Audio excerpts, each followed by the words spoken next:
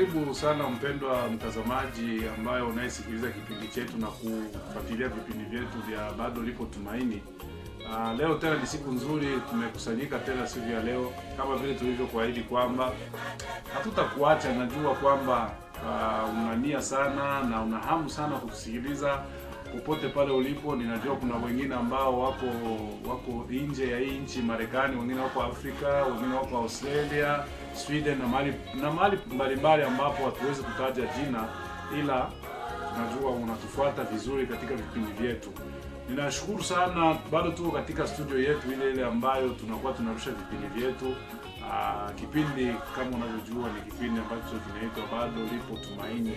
Na kuna watu wengine waliongeza pale wakasema lipo tumaini kwa Yesu. Nikaona ni vizuri pia kwa sababu ni kweli. Ni tumaini tunalo ni kwa Yesu. Kwa hiyo hivi vipindi vyetu kama tunarusha ni kwa sababu bado tukuonyesha kwamba bado lipo tumaini kwa Yesu. Na ikiwa kwamba ulikuwa umepoteza tumaini katika njia moja au nyingine, maisha labda yakakupotezea tumaini, lakini ndio ya kwamba kipindi kinaitwa Bado Lipo Tumaini kwa Yesu. Kwa hiyo kama kawaida tunakuwa hapa tukiwa na mchungaji Paul, tukiwa naye kila wakati tukiwa hapo. Wakati mwingine ukiona kama mimi sipo na muona Pastor Paul, manake vile tuko na majukumu mengine huko pembeni ambayo tunakuwa nayo, mara kusafiri kama vile Pastor Paul yeye anasafiri sana. Kwa hiyo wakati mwingine unaona mimi nabaki mwenyewe, na mimi wakati mwingine tena sipo, ni hivyo. Lakini tunahitaji tukue hapa kwa ajili ya kuweza kusaidia na kutoa ujumbe. Siku ya leo naona tu kwamba bado tena tutakuwa na Pastor Paul ambaye atakuwa na maneno mengi. Najua Mungu ameandaa mambo mengi moyoni mwake kabisa. Najua Mungu amefanya mioyo yetu kuwa hazina. Unaona, moyo wetu sisi Mungu ameweka kuwa hazina. Kwa hiyo tuna mambo ambayo Mungu ameweka ndani yetu ya kuweza kusaidia mpendwa mtazamaji wetu anayetufuata, iwe shida ya maisha na mambo mbalimbali. Maneno inaandaliwa siku ya leo yatakwenda kukutana na kile ambacho kinachokusumbua.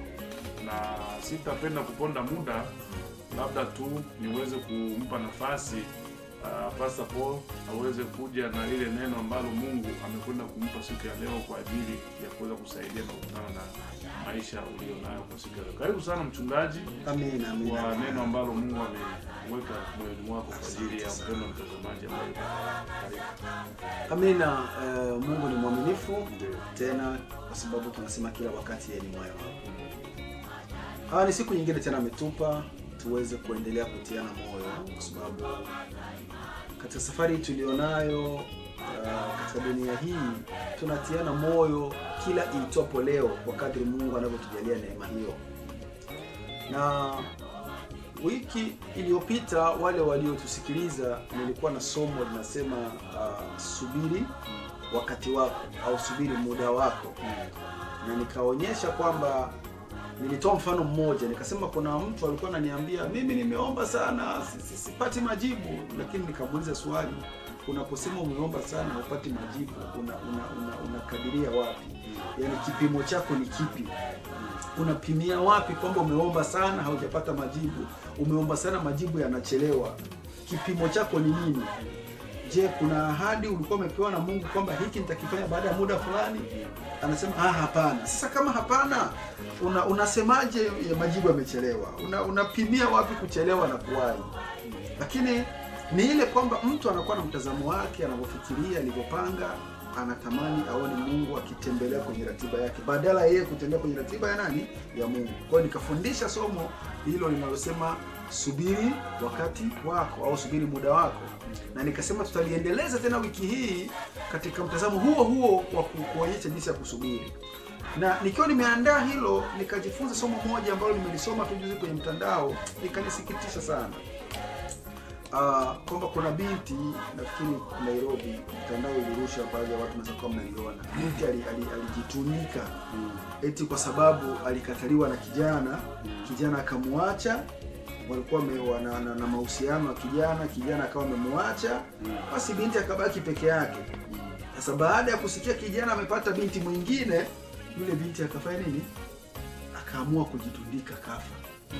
Sasa nikawa ninajaribu kuangalia kile ambacho Roho wa Mungu alikuwa ananifundisha katika hilo wakati nina maoni ya somo hili la kusubiri muda.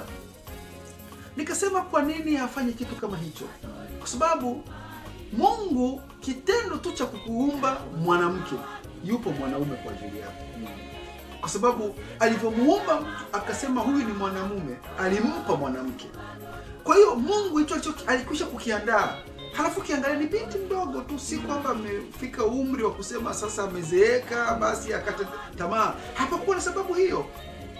Lakini niliona hiyo na nilisikitika, kwa sababu kwa kweli nilikuwa ninajiuliza kwa nini alifanya kitu kama hiki. Lakini imeshatokea. Sasa leo nilisoma linalosema kila jambo na wakati. Kabla ya wakati, wanasema wasomi, kabla ya wakati sio wakati, na baada ya wakati sio wakati, lakini kila jambo na wakati wake. Sasa nataka hapa tujifunze kutokana na huduma ya Yesu Kristo juu ya swala hili la kila jambo lina nini, lina wakati wake. Lakini samani Karibu. kabla hujaendelea, nikukumbushe labda mpendo mtazamaji anakusikiliza vizuri. Kabisa.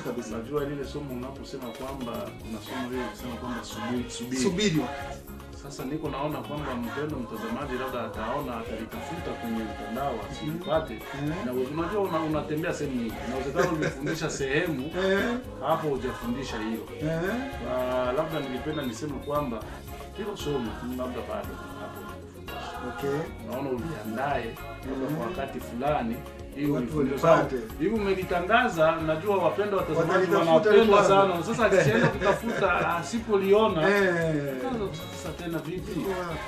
Na naona kulingana na jinsi unavyosema ile nani yake tembe yake teme tu inaonyesha kitu kizosubiri wakati. Sawa. Sasa sijui unakumbuka vizuri kwamba hilo somo ulifundisha hapa, au unaona kwamba ni inawezekana bado ulipange kwa wakati mwingine? Sausha tangaza limoja hapa. Ni vizuri labda ufundishe hii, labda hiyo nayo ulifundisha kwa wakati. Nafikiri tutalifuatilia. Kama litakuwa bado halipo kwenye maktaba yetu, basi tutaliandaa hata wiki ijayo, tunaweza tukalifundisha hilo. Maana maktaba yetu tunazidi kumbukumbu. Tutaliangalia. Kama hatujaliona basi tunaweza tukalirudia wiki ijayo, japo nilikuwa limeonekana kutangulia kitu, na tukalirudisha wiki ijayo mkalisikia nasema subiri wakati. Ila leo tunazungumzia kila jambo na wakati wake. Na hapa tunarudi kwenye huduma ya nani? Ya Yesu Kristo. Sasa unaweza ukaona kwamba Yesu Kristo ambaye tunasema ni Mungu aliyevaa mwili, na ambaye kwake yeye tunamuona Mungu kamili na Mungu halisi, lakini bado kwake tunajifunza swala hili zima la kila jambo na wakati wake, kwamba kuna jambo hata kama linawezekana, hata kama unaliweza, hata kama ni jema, lakini halifanyiki kabla ya wakati, mpaka wakati wake unapokuwa umefika. Sasa kama kwa Yesu tu mwenye sifa zote za uungu aliheshimu kanuni hii, nadhani pia ni vema kwetu sisi tunaoitwa wafuasi wake, wanafunzi wake, watoto wa Mungu tunaofanana na Yesu, tuielewe kanuni hii. Kwa sababu wengi kwa kutokuelewa kanuni hii wameharibikiwa. Maana wanatafuta kwenda kabla ya wakati, wanaharibikiwa. Wengine wanashindwa kusubiri kwa kutokuelewa kanuni hii ya kila jambo lina nini na wakati wake. Acha nikupeleke kwenye maandiko, maana tutasoma kwa maandiko mengi kidogo, si kwa kirefu sana, ila tu nikukupeleka kuona nini tunajifunza katika huduma ya Yesu juu ya mada hii ya kila jambo na wakati wake. Mtumishi wa Mungu atatusomea hapa, tunaanzia hapa kwenye Yohana ile sura ya 2 ule mstari wake wa 4. Nitasoma Yohana Injili sura yake ya 2 na mstari wake wa 4. Ndio. Tutaishia hapo kwa mstari wa 4 tu. Biblia inasema hivi. Yesu akamwambia hawana divai. Narudilia samani. Ni 2 mstari wa 4. Yohana 4 inasema hivi. Yesu akawaambia, Mama, tuna nini mimi na wewe? Saa yangu haijawadia. Sikiliza. Hapa ni kwenye harusi ya Kana. Walipokwenda pale wamealikwa, Yesu alikuwepo pale na mama yake Maria alikuwepo. Wale watu wakawa wameishiwa divai. Sasa wakawa wamechanganyikiwa, tunafanyaje hapa? Watu wamejaa, sherehe ndio hivyo, mambo yamenoga, alafu wakawa wamepungukiwa nini? Divai. Wakamwendea Maria. Maria akiwa anasikia wale watu wanavolalamika na nini, anajua Yesu ana uwezo, anaweza kufanya kitu pale na mambo yakaenda vizuri. Sasa akawaambia, sikilizeni. nendeni mwambie. Sawa? Nendeni mwambie, ukirudi juu kidogo, nendeni mwambie watengenezee divai. Lakini kila atakachowaambia mkubali. Yaani kubali tutakavyoelekeza, kuelekeza hivi, nyinyi fanyeni hivyo anavyotaka mfanye. Sasa wale watu wakamjia Yesu. Bwana, sikiliza, ona tumeishiwa. Yesu akajua hawa wametumwa na nani? Na mama. Sasa anamwambia mama, hivi unafanya nini? Umeona? Kwa nini umefanya hivi? Kwa sababu muda wangu bado.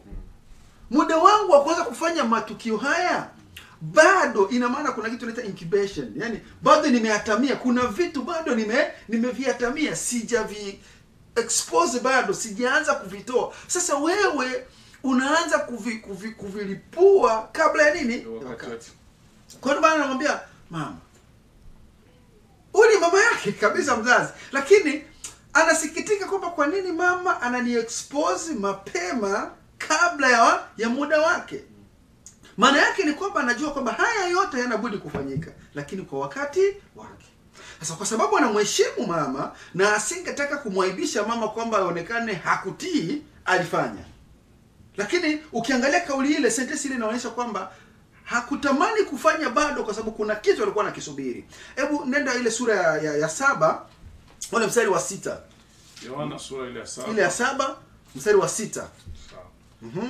Alafu tutasoma na mstari wa 8. Tunajaribu kwenda kwa vipengele tu ili ni kuonyeshe tu Yesu mwenyewe anavyotufundisha juu ya swala zima la kila jambo na wakati wake. Tutasoma Yohana Injili sura ile ya 7 mstari wa 6, alafu tutaruka mstari wa 8. Tunaruka 8. Mstari wa 6 unasema hivi. Basi Yesu akamwambia, haujafika bado wakati wangu. Haujafika bado wakati wangu. Ila wakati wenu siku zote upo. Tunaruka 8. Kweeni ninyi kwenda kula sikukuu. Mimi sikwei bado kwenda kula sikukuu hii, kwa kuwa haujatimia wakati wangu. Bwana Yesu asifiwe sana. Hapo ilikuwa ni safari inaendelea kwenda Jerusalem. Yeye anasema unajua kwa Jerusalem ndio kunaandaliwa mauaji yangu. Nafahamu kwamba huko Jerusalem ndio kuna tatizo. Huko Jerusalem ninajua kinachoandaliwa kinyume changu. Sasa nikienda leo, shida itatokea wakati bado majira hayajafika. Kumbe huko mimi siendi. Nendeni nyinyi. Kwa sababu nyinyi hamna shida. Majira yenu, wakati wenu, kila wakati upo. Mnaweza mkaenda popote mkafanya lolote. Lakini mimi naenda kwa timing. Naenda kwa nyakati na majira. Majira haya hayajawa majira yangu ya kwenda Jerusalem. Siwezi kwenda. Nendeni nyinyi. Nani anasema nyinyi nendeni tu, mkaendeleze huko, lakini mimi bado siwezi kwenda na ninyi. Siwezi kukwea bado. Ina maana siwezi kuelekea huko bado, kwa sababu bado muda hauja. Yesu anaelewa somo la nyakati na nini na majira, kwamba kuna vitu ambavyo kama havijafikia wakati wake usivipeleke haraka. Kuna vitu ambavyo kama wakati wake bado, tulia. Kama ni wakati wa kuatamia, atamia kwanza. Yesu analifahamu hilo, na pamoja na ukuu aliokuwa nao na mamlaka yote aliyokuwa nayo, lakini aliheshimu principle na kanuni ya kuheshimu jambo kwa wakati na majira. Hebu nenda pia ule mstari ile sura ya 8 mstari wa 20. Yohana huyu ile sura ya 8 mstari wa 20. Uone kile tunachokizungumzia 8:20. Ndio, tunaenda pia katika Yohana Injili hiyo sura ya 8 mstari wa 20. Nasema hivi. Nasema maneno haya aliyasema alipokuwa akifundisha hekaluni, katika chumba cha hazina. Sawa. Wala hakuna mtu aliyemkamata. Sikiliza, maneno haya alikuwa anayazungumza wazi wazi katika chumba cha hazina. Watu wamejaa, ina maana palikuwa na watu wengi, lakini hakuna aliyesema tumkamate. Kwa nini? Malizia. Kwa sababu saa yake ilikuwa haijaja bado. Sikiliza, wakati huo anafundisha, anazungumza, watu wanamsikia. Hakuna aliyesema huyu sikia anapofundisha, huyu anatukana, huyu amekufuru, mkamateni. Hakuna aliyesema hivyo. Kwa nini? Wakati wa yeye kukamatwa ulikuwa bado. majira ya kukamatwa yalikuwa bado. Mpendwa mtazamaji, kumbuka nimesema ninakufundisha kwamba kila jambo lina wakati wake, kila neno lina majira yake, na sikutaka kupeleka mbali na kuleta hapa kwa master trainer, mwalimu mkuu, rabi huyu tuliye naye, nani? Yesu Kristo. Twende pale Luka. Sikiliza sasa, hapa ni kuonesha sasa kile ambacho tunakwenda kuconclude na hili swala la kusema bado wakati. Luka 8:56. Tunakwenda Luka 8:56. Luka 8:56. Luka 8:56 inasema hivi: wazazi wake wakastajabu sana, lakini akawakataza wasimwambie mtu lililotukia. Sikiliza, hapa ni wakati amemfufua yule kijana. Kijana amekufa, wamemuita mmoja, amemfufua. Baada ya kumfufua anawaambia msimwambie yeyote. Kwa nini anakataa wasimwambie yeyote? Kumfufua mtu ilikuwa ni jambo baya? Si jambo jema. Kumfufua mtu silikuwa ni jambo la kujivunia. Natakiwa waambia, nendeni kuwatangazia watu. Lakini anasema msimwambie mtu yeyote. Kwa nini? Kwa sababu hayajafika majira ya kutangaza makuu anayoyafanya. Haujafika muda wa watu kuyajua haya makuu. Anasema hii siri iishie hapa. Msimwambie mtu yeyote.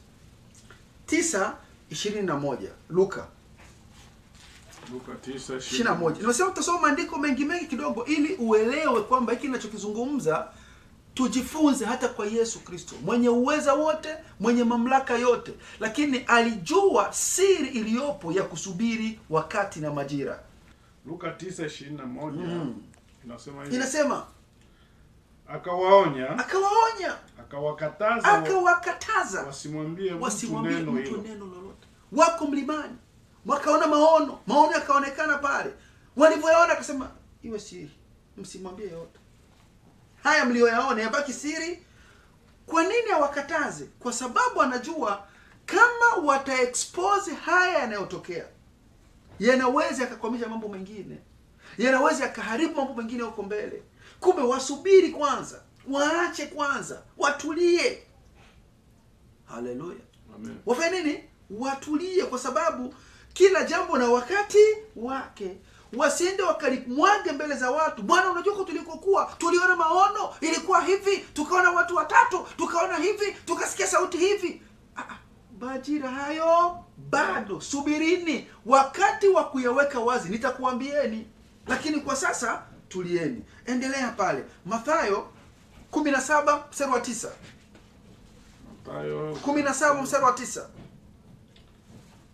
Tunakwenda katika kitabu cha Mathayo 17 ule mstari wa 9. 17:19. 17:9. 17 na mstari wake wa 9 nasema hivi.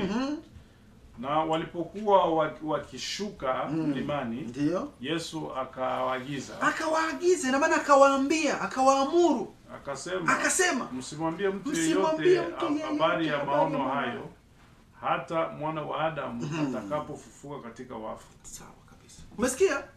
Haya maono mmeyaona, mmepata neema ya kuyaona. Lakini tafadhali, ole wenu. Jamani, tahadhari, msimwambie. Najaribu kukuonyesha mpendwa mtazamaji, jinsi gani Yesu anajaribu kukuonyesha subira ilivyo muhimu. Jinsi gani ilivyo bora kusubiria wakati. Jinsi gani ilivyo muhimu kutokuweka mambo mahali ambapo muda haujafika.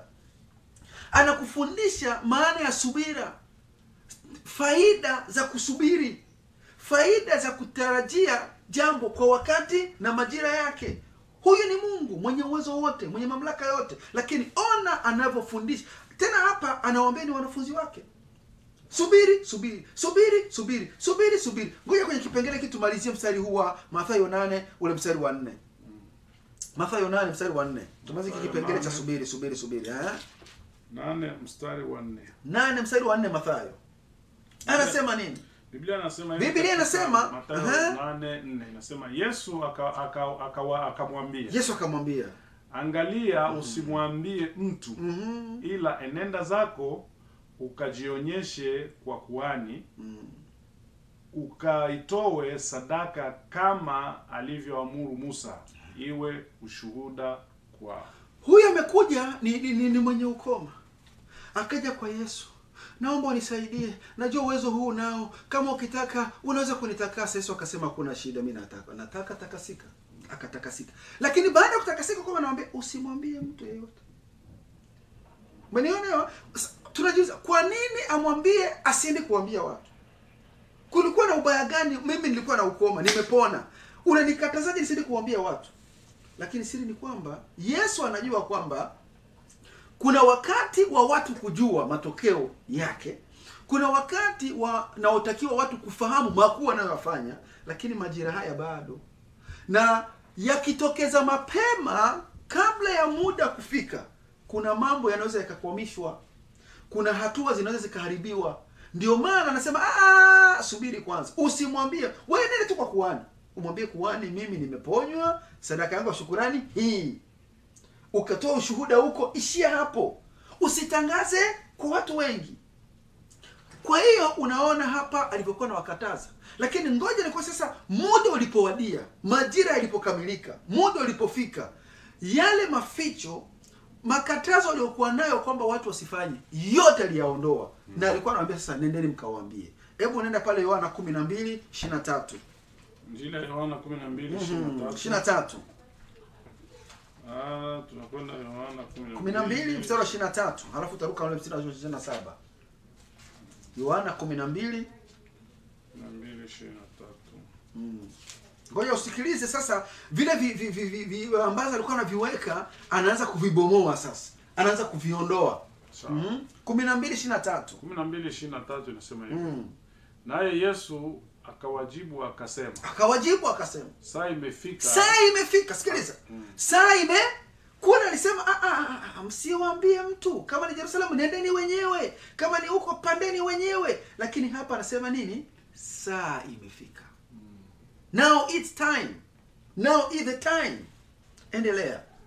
Atukuzwe mwana wa Adamu.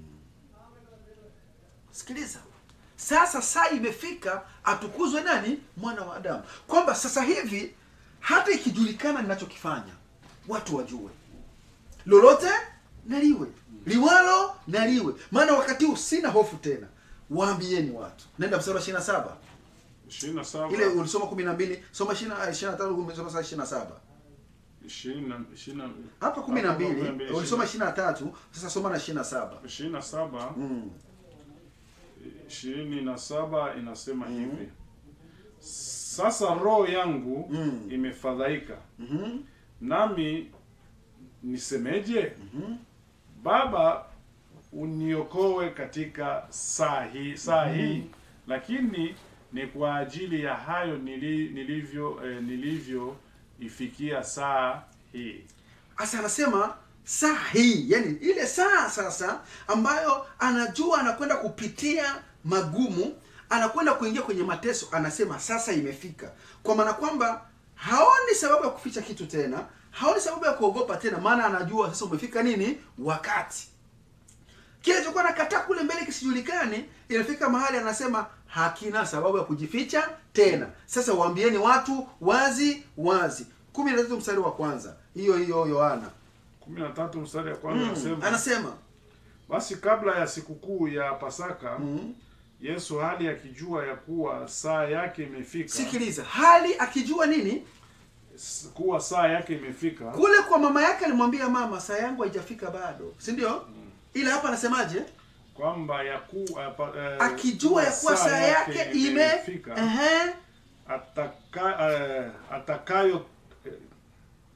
Atakayotoka katika ulimwengu kwenda kwa Baba. Naye hali amewapenda watu wake katika ulimwengu, aliwapenda upeo. Sawa. Muona kule kwa mama alimwambia, mama, saa yangu haijafika. Mama, saa yangu bado.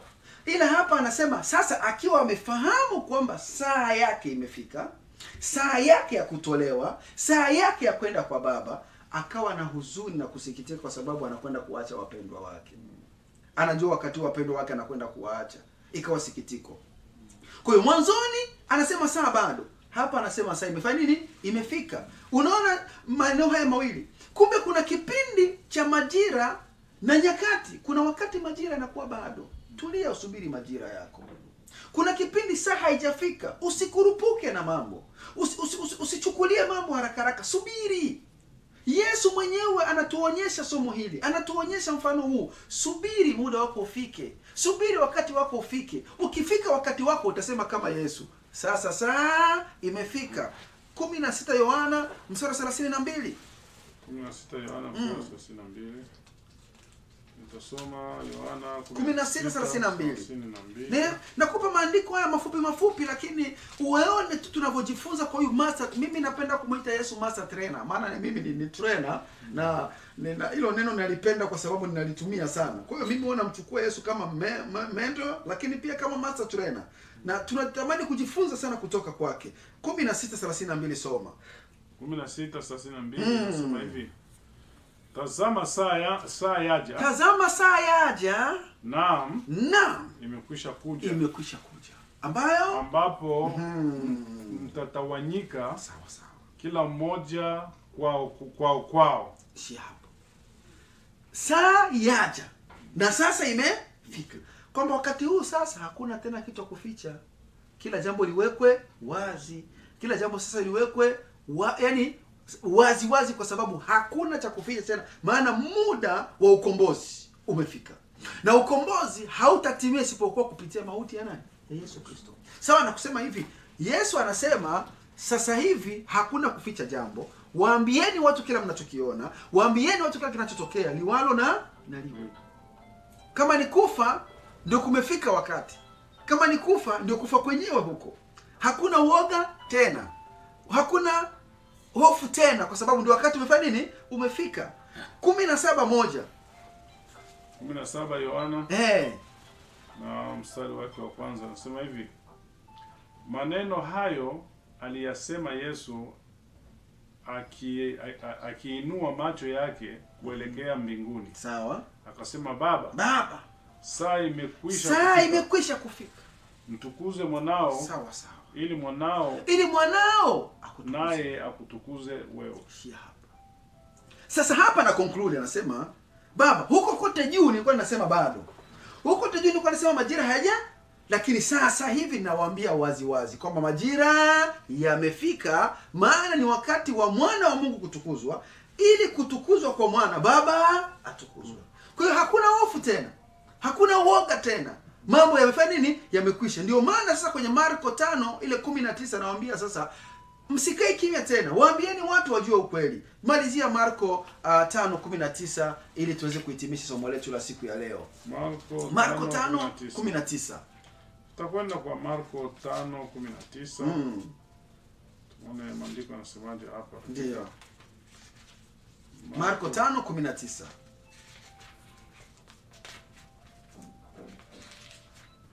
Marko 5:19. Nafikiri ni hapo utasoma Marko 5:19. Maandiko yanasema hivi: Lakini hakumruhusu, bali alimwambia, enenda zako nyumbani kwako, kwa watu wa kwenu, kawahubiri ni mambo gani makuu aliyokutendea Bwana, na jinsi alivyokurehemu. Amen. Huyu ameponywa pepo. Baada ya kuponywa anamwambia Yesu, nataka nikufuate. Si ndio? Nataka nikufuate. Niruhusu nikufuate. Anamwambia hapana. Usinifuate. Nenda kawaambie ndugu zako. Kumbuka kwa Mariamu alimwambia muda bado. Alipofua kijana alisemaje? Msimwambie mtu yeyote. Sawa? Kwa nini? Kwa sababu muda ulikuwa bado. Hapa anamwambia usinifuate. Nenda kawaambie ndugu zako. Nenda kawatangazie ndugu zako. Unaona mambo yanavyotofautiana hapo. Kumbe kuna wakati ambao una cool down. Kuna wakati unafanya kama hauoni kitu. Kuna wakati unakaa kama vile huelewi kitu. Kwa sababu gani? Wakati bado. Kinachotutesa leo wana wa Mungu ni kwa sababu tunashindwa kutofautisha nyakati na nini na majira. Majira kukaa kimya, sisi tunalipuka. Umeona? Wakati wa kusema tuatamie maono, sisi mbele kwa mbele.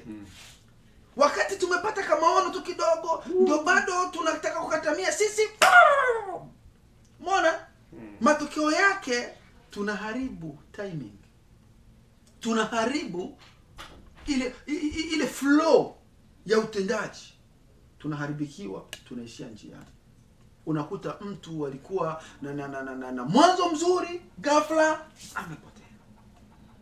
Alikuwa na kipawa kizuri, ghafla hamna kitu. Alikuwa na mwanzo mzuri, mwisho wa siku amefiria mbali. Kwa nini? Kwa sababu alishindwa kujua siri ya nyakati na nini na majira. Ona, mwanzoni kote alikuwa anakataa. Usimwambie mtu, msimwambie mtu, msiseme hivi, asitaki hivi. Lakini hapa anawaambia, nenda kawaambie watu. Nenda kawatangazia ndugu zako wote, waambie kile ulichotendewa na Bwana. Nenda kawaambie sasa watu wajue yupo mtu aliyekutendea. Jina la Bwana litukuzwe. Amen. Maana yake nini? Ukishafika wakati, hakuna siri.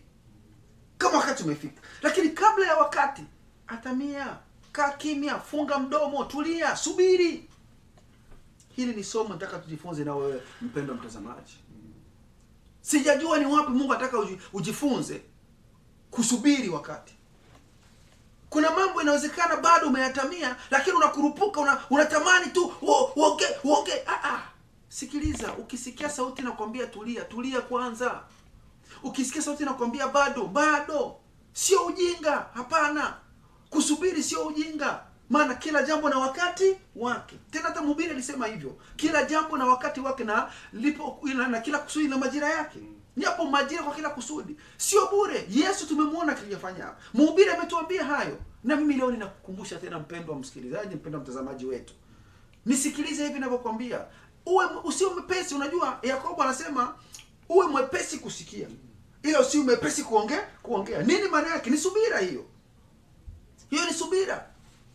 Perseverance, patience ni vitu muhimu sana vinahitajika. Wana wa Mungu tumevikosa leo. Ndio maana maono hayaji kwetu inavyotakiwa. Ndio maana wengi wanaharibikiwa. Wanafika mahali wameanza safari na uchanga wote, wanafia njiani. Kwa nini? Hawajui kusubiri wakati na majira. Niishie hapa siku ya leo, sikuchukulia muda sana. Lakini naomba kwa machache haya, Mungu akusaidie. Mungu akubariki. Na acha tu niombe na wewe moja kwa moja. Ikiwa unasema kweli, Mungu nahitaji moyo wa subira, nahitaji Mungu moyo wa uvumilivu, nataka niombe na wewe. Na baada ya hapo, mtumishi wa Mungu atakwenda kuombea wagonjwa na atakupa maelekezo mengine yanayofuata ili tuweze kuhitimisha kipindi cha siku ya leo. Baba, katika jina la Yesu Kristo, ninakushukuru kwa sababu wewe ni mwema. Nakushukuru kwa sababu wewe ni mwaminifu. Mpendwa mtazamaji wetu huyu amesikia somo hili. Naomba neema yako Mungu mfunike. Umuongoze Jehova pamoja naye. Hebu mpe moyo wa subira na uvumilivu, ili pale ambapo majira yako hayajafika kwa wakati, msaidie Bwana kulitambua kusudi lako. Arejee kwenye kusudi lako, asimame kwenye kusudi lako, na apate kufanikiwa sasa na mapenzi yako kwa ajili ya Kristo Yesu Bwana wetu. Amen. Amen. Karibu mtumishi wa Mungu. Asante sana. Nashukuru sana mchungaji Paul kwa maneno mazuri sana. Najua nimejifunza pia na mimi hapa. Ila pia nataka niseme tu kwa niaba ya wale ambao wanaotufuata siku ya leo kwa kipindi chetu ambacho ni cha bado lipo tumaini kwa Yesu. Mchungaji, kabla sijaenda kufikia, nafikiri umesema juu ya kuombea wagonjwa. Lakini pia nilipenda nikurudishe kidogo hapa.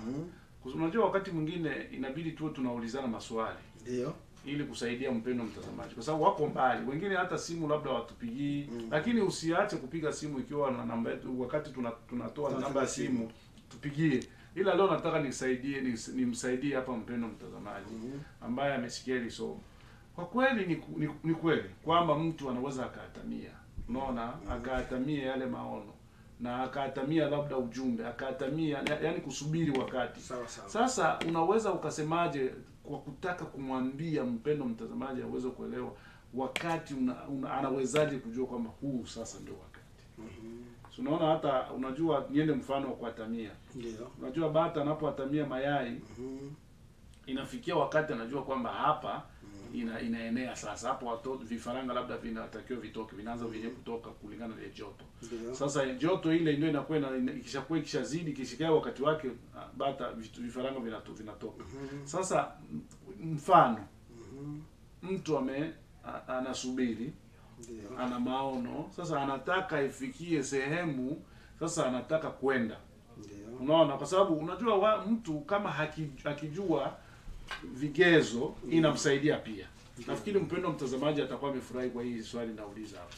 Na lingine ni kwamba ni namna gani mtu anaweza kutumia, kwa sababu unajua kujifunga kwamba ili sistahili kulisema. Ni wachache sana wako na hiyo nafasi. Sasa unawasemaje hili? Okay. Karibu sana. Unajua Mungu anasema kwa kulijenga kanisa, kuujenga mwili wa Kristo, aligawa karama na vipawa. Na akazigawa huduma. Si ndio? Aligawa karama na vipawa, akagawa na nini? Na huduma. Tukienda ile Efeso 4:11-12 tunakuta huduma ziko pale. Si ndio? Huduma zilizozigawa, wachungaji akaweka wa mitume, manabii, walimu na wainjilisti. 5 zile, si ndio? Zile ni huduma alizoziweka. Kwa nini? Anasema zile aliziweka kufaidiana, kukamilishana mwili wa Kristo ufanye nini? Ujengwe. Ina maana kuna watu ambao wanaweza wakakusaidia. Ndio hivi tunavyofanya hapa. Tunafundisha, tunashauri, ni katika zile huduma. Tunakuelekeza, ni katika zile huduma. Lakini pia kuna karama hizi ambazo nataka tusome hapa katika Wakorintho wa kwanza 12, ukianza ule mstari wa 8. Si ndio? Soma hapo. Wakorintho wa kwanza 12 mstari wa 8. Inasema hivi, maana mtu mmoja kwa roho apewa neno la hekima, na mwingine neno la maarifa. Apendavyo roho yeye yule. Sawa. Mwingine imani. Katika roho yeye yule. Na mwingine karama za kuponya. Katika roho yule mmoja. Na mwingine matendo ya miujiza. Na mwingine unabii. Na mwingine kupambanua roho. Na mwingine aina za lugha. Na mwingine tafsiri za lugha. Ishia hapo. Okay. Unaona, hivi ni vipawa na karama Mungu aligawa ili tusaidiane. Sasa wewe unaweza ukapata maono, ukaona usielewi, mtafute mwenye uelewa. Mtafute baba, mtafute mshauri, mtafute mwenye upeo kiroho kukuzidi. Mshirikishe. Okay. Mwana, mimi kuna hili nimeliona. Nilikuwa na maono haya. Nina mawazo haya. Nimeona hivi. Nilisikia hivi. Yupo mwenye neno la maarifa, atagundua hapa kusaidie nini. Yupo mwenye neno hekima, yupo atakushauri. Kwa sababu Mungu amewaweka hawa kwa makusudi maalum, na amesema kule kwenye huduma kwamba lengo ni kuwakamilisha watakatifu, mwili wa Kristo ujengwe. Kwa hiyo anachotaka ni watu wasiharibikiwe, watu wafaidi. Na hizi huduma na karama zipo kwa kufaidiana. Kwa hiyo wewe unaweza ukapata maono, ukapata mawazo, ukahatamia, lakini waone wale waliokutangulia. Ndio maana wakawekwa mababa wa kiroho. Ndio maana wako makuhani. Ndio maana wako washauri. Na hao wote wamewekwa ili tusaidiane katika hili. Amen. Bwana Yesu asifiwe. Amen. Kwa kweli mchungaji, nafikiri ili lisingesemwa, usingelifunua hapa ili nafikiri wangebaki na dukuduku. Lakini ni kwamba tu kabla sija kuombea, nataka nikuambie mpendo mtazamaji, kulingana na somo ambalo mchungaji alifundisha. Ni somo nzuri tena pana. Amen. Kwamba unajua siku hizi ndio maana unakuta watu wengi wanaburuzwa. Watu wengi wanapelekwa hovyo. Kwa sababu akiona mtu anakurupuka tu anasema basi huyu ndio Mungu, huyu ndio Mungu. Wanakosa subira. Napenda nikuambie tu mpendo mtazamaji ni kwamba kama umepata maono, basi tulia. Inawezekana hujawahi kusikia jinsi Mungu anavyozungumza. Angalia, kumbuka habari ya Eli na Samueli. Samueli aliona, lakini Eli hakuona. Aliyeona ni nani? Aliyesikia ni nani? Samueli. Samueli amesikia, Eli yuko nje, lakini baada ya kusikia akasema acha niende. Anasikia, anafikiria Eli anakuja. Lakini Eli alivyomwona anakuja alitambua. Akasema kuna kitu. Akamwambia sijakuita, rudi. Lakini mwisho, kwa sababu aliona kule kuja kwake, anaona anaitwa. Lakini baadaye, kama vile ilivyosema hapa, moyo ana roho ya kupambanua. Alikaa chini akapambanua, akaona kijana anaitwa, kwa sababu yeye anajua jinsi Mungu anaitaka. Akamwambia nenda sasa, useme. Unaona kabisa. Kwa hiyo kama ingelikuwa ni wewe, mpendo mtazamaji, ungeanza moja kwa moja unaenda kwa lugha mtaa mjini, unaenda kwa lugha subiri. Subira itakusaidia ili kwamba mambo yaende vizuri. Waone wale watu ambao wale wenye karama hizi ambazo tumesoma hapa katika ile wa Korinto wa kwanza sura ile ya 12. Unaona, itakusaidia na ule mstari itakusaidia sana. Nafikiri ukitaka kupata mengi zaidi kulingana na somo, kwa sababu muda wetu ni mdogo.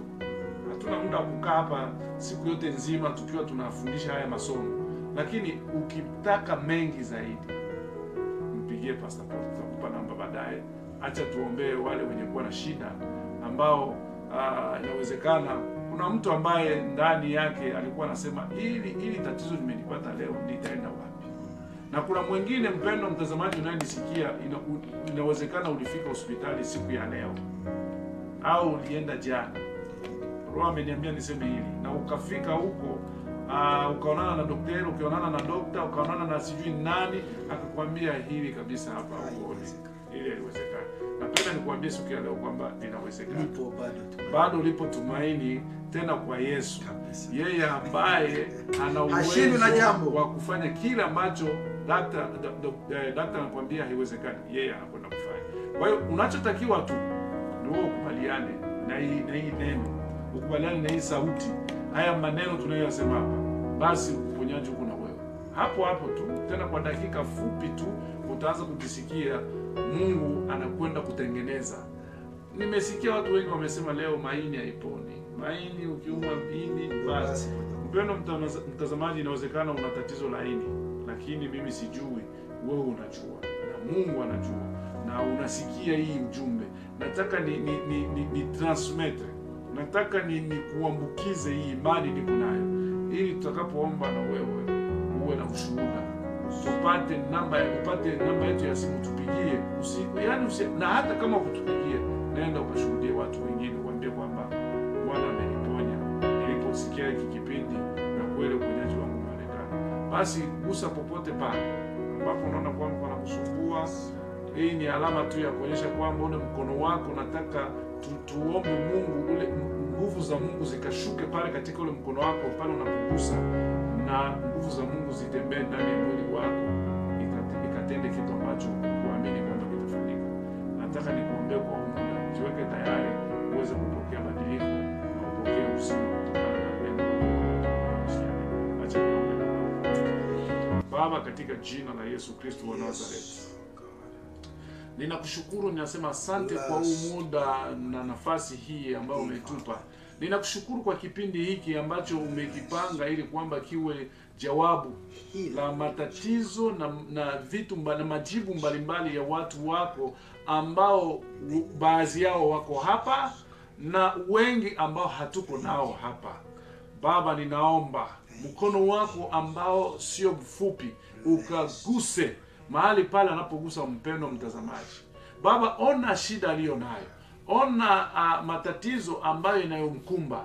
Baba, ninaomba kwa uponyaji. Nasema kwamba wewe uliye na uwezo wa kuumba viumbe, wewe uliye na uwezo wa kuumba viungo, ninaomba Bwana ukatoe kilichoharibika na ukaweke kipya kuanzia sasa katika jina la Yesu, ili yule anayetutazama, yule anayetusikia, awe porini, awe mjini, awe mashambani, awe wapi, awe hospitalini, awe mautiuti, awe sehemu gani, awe amekata tamaa, ninasema Bwana kwa jina la Yesu, kuanzia sasa uponyaji ni wake, Ninatangaza kupona, ninatangaza kufunguliwa kwake, ninatangaza Bwana kuwekwa kitu kipya ambacho hakipatikani popote pale katika hospitali zote ulimwenguni, lakini kwako kinapatikana. Ndio maana umeanzisha kipindi hiki. Ninaomba uponyaji Bwana, ninaomba Mungu ufungulivu, ninaomba maisha, ninaomba uzima kwa watu wako. Baba, wapo watu wengine katika kona za ulimwengu ambao Mungu hata kupata mkate ni shida. Naomba wewe Mungu unayeona wanyonge, unayeona watu wanaotaabika huku na kule, ukawaguse, ukawashushie neema yako Mungu. Saidia huyo baba anayehangaika na kutafuta kazi. Bwana Yesu atakaposikia neno hili, atakaposikia ujumbe huu, atakapofuata kipindi hiki, aone kwamba baraka inaandamana naye mpaka pale alipoomba nafasi ya kazi, alinyimwa akapewa nafasi ya kazi, kwa jina la Yesu Kristo wa Nazareti. Bwana, ninasema gusa kila mtu ambaye yuko na shida. Kwa huu wakati tunavyoomba Bwana, ninatangaza majibu ambayo ni sahihi, majibu ambayo ni ya kutuliza, majibu ambayo ni ya kufurahisha, majibu ambayo Bwana itafanya watu wako kukuamini na kujiweka mbele zako kwamba huyu ndiyo Mungu wa kweli. Asante sana Bwana, kwa sababu ninaamini kwamba uponyaji unaenda kuonekana ndani ya kila mmoja ambaye amekubaliana na maneno yako, anayekubaliana na imani niliyo nayo kwamba Bwana anakwenda kufunguliwa. Asante kwa sababu utaendelea kuwa mwaminifu kwetu, utaendelea kuwa mwaminifu kwa wale wote walioko pale wanaosikia, wanaofuata kipindi hiki, na waweze kupata uponyaji na muujiza wao katika jina la Yesu Kristo, Bwana Mwokozi wetu. Amen. Amen. Ndio. Ndio mpendwa mtazamaji wa kipindi chetu cha Bado Lipo Tumaini. Sasa hivi tunaanza kuelekea kumaliza kipindi chetu na kuaga kwa siku ya leo, lakini hatutaenda tukuache na deni. Unajua kwamba kawaida yetu kabla hatujamaliza kipindi tunapenda pia tukupatie angalau hata na namba yetu ya simu ili ikusaidie. Maana kuna wakati mwingine unakuta unakuwa na nafasi ya kutuliza maswali ambayo ni labda ni yako wewe binafsi, ambayo tutakwenda kuisema hapa. Naona kwa hiyo ndio maana tunatoa namba zetu za simu ili tuweze kuwasiliana na wewe na tuweze kujibu yale maswali mengine ambayo ulionayo, ambayo ni yako binafsi. Itakuwa ni kitu kizuri sana, na zaidi ya yote itatusaidia pia. Tunahitaji hata maoni kutoka kwenu. Tunahitaji pia hata mapendekezo ya vipindi vyetu. Mnapoviona mnaona kwamba vinafaa, kuna kitu gani mnahitaji tuongeze, mnahitaji kitu gani tupunguze, tuko hapa kwa ajili yenu. Kwa hiyo hayo pia ni mojawapo ya vitu tunahitaji kutoka kwenu.